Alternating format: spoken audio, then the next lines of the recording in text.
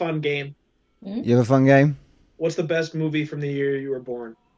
I know the answer to that question. Wow. Yeah. For me? Yeah. For me? Yes. What year were you born, Nick?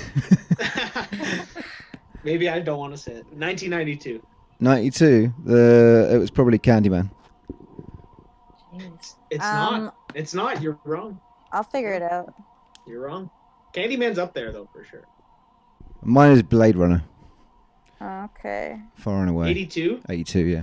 My year has What About Bob, so that's pretty promising. Sweet. Whoa. I think I've got The Lost Boys and Nightmare on Elm Street 3. Okay.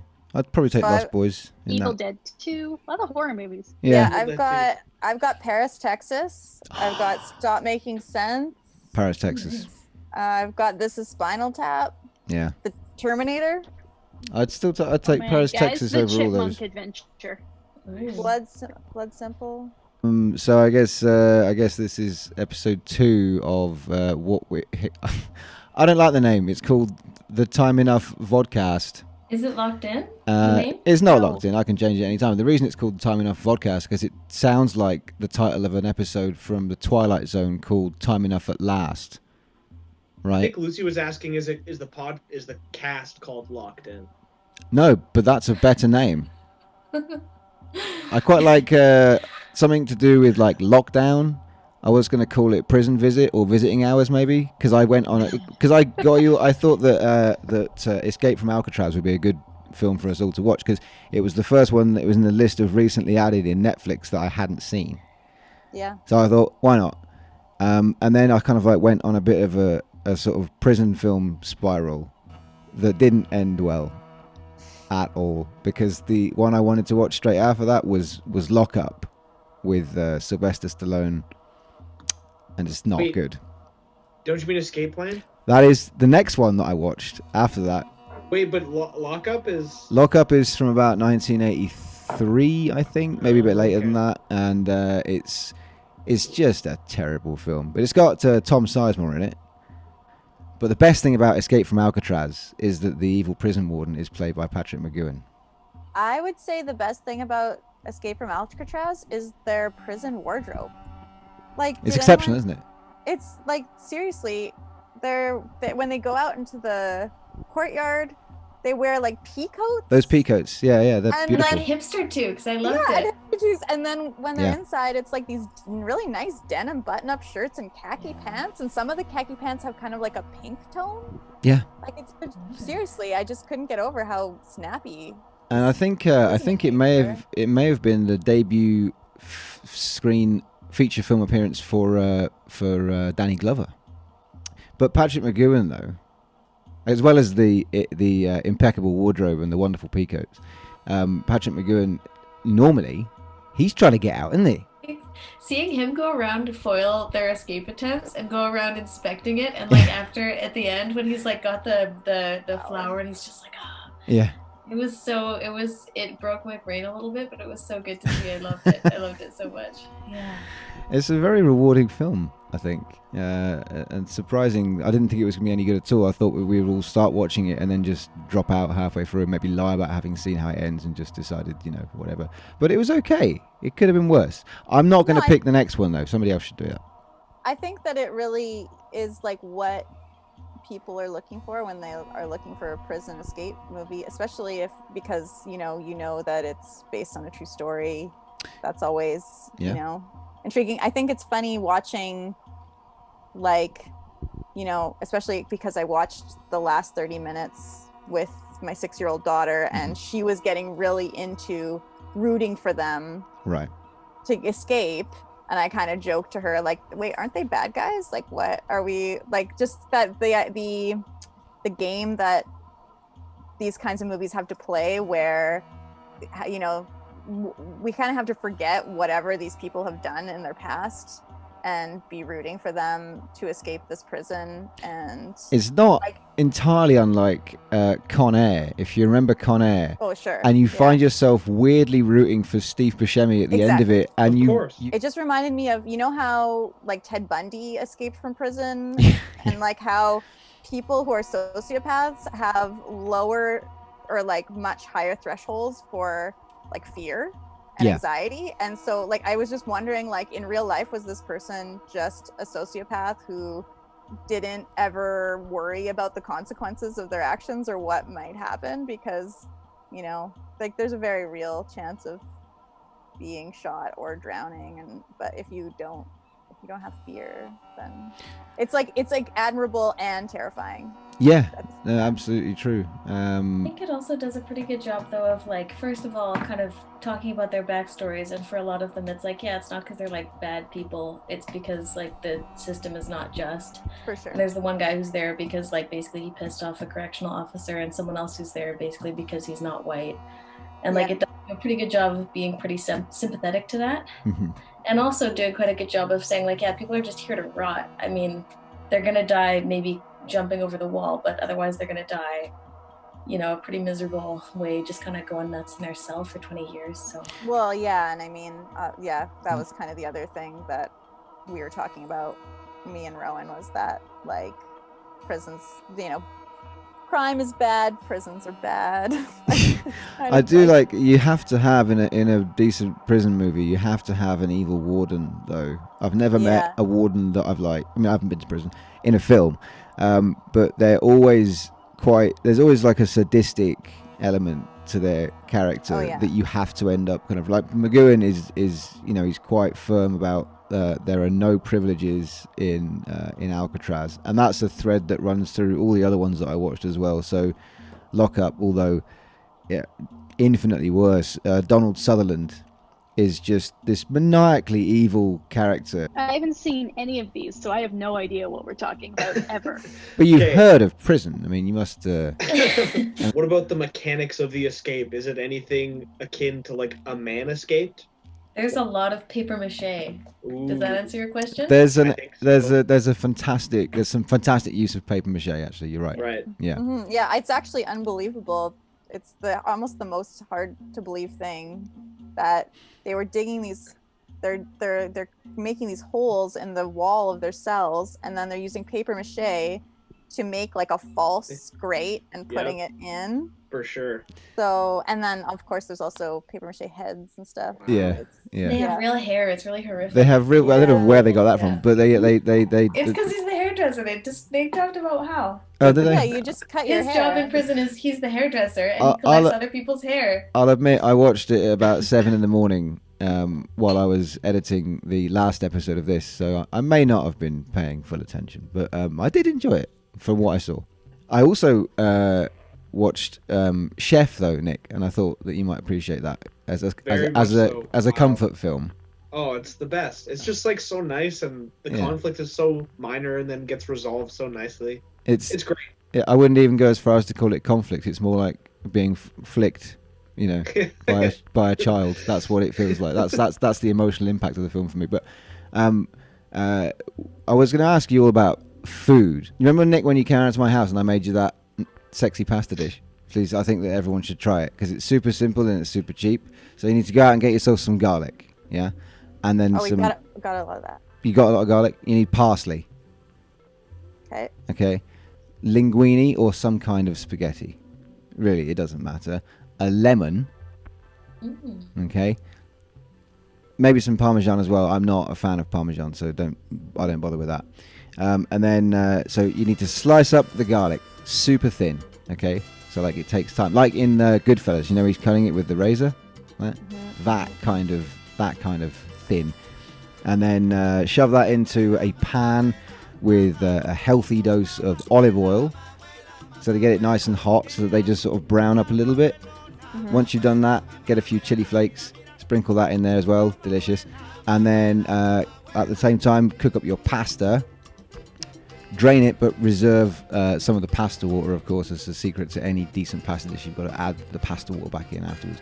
And you get the pasta, the drained pasta, shove that in with the olive oil, mix it up, add the pasta water and just let it bubble down. Absolutely beautiful. Then you need to, what's the word for when you squeeze something? Juice. You need to juice the lemon, okay? Then throw the lemon juice in there and then mix that all up. It should be nice and creamy by now because of the olive oil and the pasta sauce and the lemon juice. And then parsley straight in there, mix that up. Delicious. And just Oh my god, it's beautiful. It's so simple. It's so simple, but it is extremely rewarding. What's that there, Talisha? Is that it? Amazing. What else has anybody else been watching? Anything? I know that you're all probably a lot busier than I am, but have you watched anything that's particularly grabbed your attention in the last few days? Yeah. Well, I mean, when you're home with a kid, it's like a very different experience. So we've been watching lots of family movies and kids movies. You say ballet movies? Ballet. Is that what you Family. said? Oh, family. Sorry, I misheard what you said. Yeah. So like we just finished the third Harry Potter novel, The Prisoner of Azkaban, and so I had set this kind of rule just when we started the books that we weren't going to watch any of the movies until we finished The Prisoner of Azkaban, because I wanted to at least. I've never read the books or watched the movies. Don't have a history with Harry Potter, and so I wanted to, even though obviously I've seen trailers for all of the movies and I know the actors and all of that, it was kind of wanting to not corrupt the vision of the book before we watched some of the movies. So I watched the first Harry Potter movie. And, I've seen that one. Yeah, I mean it's Chris Columbus, right? Yeah. He's knows how to make a standard Hollywood, well-paced movie. I mean, it was totally fine. Like it wasn't. It makes sense that the film series was as successful as it was, because it feels like it is about as true to the books as you can be in adapting like literature to film. I mean, the thing I'm finding reading the books as an adult is that some of the mechanisms for how they create tension are just really kind of transparent and repetitive, especially in the beginning. Like in the first book, it's like every chapter, every 2 chapters, it seems like Harry Potter's going to get in trouble, but then not only does he not get in trouble, but he has some big triumphant like, oh, actually, no, you're not going to get kicked out of Hogwarts. You're actually going to get added to the Quidditch team. And, like, even though you're not supposed to in your first year, like, it's just always that kind of thing. And for like a little kid, that's obviously, it's like, if you've ever felt. So he's like massively privileged and is rewarded for his bad behavior. Is that? All the time. Oh yeah, absolutely. So he sounds like a brat. Like yeah. Like I'm trying to figure out where I would put the Harry Potter universe within my ranking of fantasy worlds. It's like, I don't know. It's not super high there yet. Like it might be parallel to Star Wars. Well, see, I guess it'd be interesting to see how Rowan takes to it, because I've never watched anyone sort of go through it. She's not as captivated as by the Roald Dahl novels that we've read. Nice. Like when I read her The Witches or even like The Twits or something, like these really ridiculous Roald Dahl novels, she is a captive audience, so she'll just be silent, and maybe it's just because the plot elements are simpler. Like it's not something where she has to really try to figure out what's going on. But those books, I get a lot more reaction and a lot less of distraction, I guess. Like with Harry Potter books, she seems to enjoy them, but then often she's like either asking questions about what's going on, or she's suddenly like walking away and playing with a toy or something while I read. So, but I'm interested, because I assume everyone else here does have a history with Harry Potter. So not me, but we like read them as they were released, kind of thing, and it was always like exciting waiting for one to be released. And we'd always get one, and then my sister would read it first. And one of them, she read it first, and then I would get it. And she told me that the wrong person was the bad guy. And I believed it the whole way through. And I was like, holy shit, like when this twist comes, it is going to knock. And it was like right to like the last couple pages where I was like, oh my God, she like, it just doesn't happen. And it was like the worst thing she's ever done to me. It was unforgivable.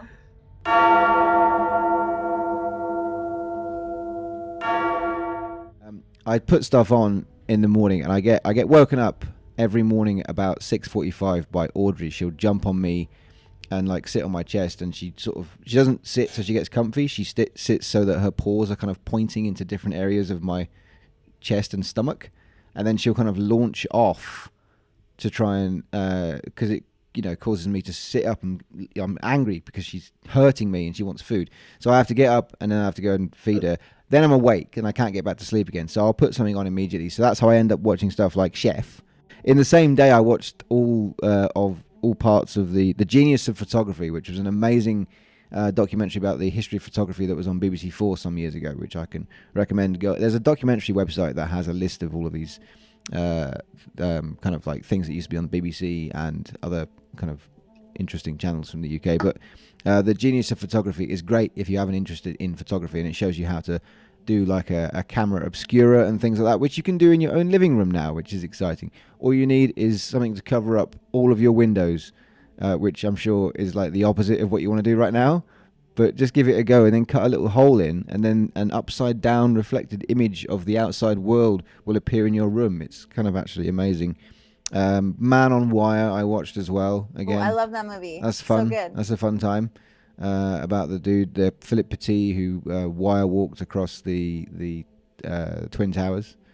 Well, actually, also it's interesting watching Next to Escape from Alcatraz, because the whole documentary is like set up like a heist movie, or like an escape, it's almost like a prison break or something, but they're breaking into the Twin Towers to do this insanely risky, and it's the same thing, when you're watching this prison break and Escape from Alcatraz, the whole, even though you know that it's based on a true story where these people actually escaped, the whole last half hour is kind of like, is someone going to see them, are they going to get caught, and that's basically how this document, I mean, it just, they really make it, you feel that same, like, oh, the planning and the anxiety that went into this whole operation to break into the Twin Towers and then do something that is insanely, and it seems so ridiculous by most people's standards. Yeah, no, absolutely. It seems so ridiculous now that you could even come close to achieving anything as kind of like covert as that in a building like that of any kind. Right. Because obviously, this was I don't know, when was this? Was the 70s? When they were built? Yeah, something like that. Yeah. Because he saw that these towers were being built. Yeah. And he made this plan before they were even done. Yeah. It's ridiculous. Like, as a tightrope walker, that's your, what do you call it? Your raison d'etre. Yeah, your Moby Dick, or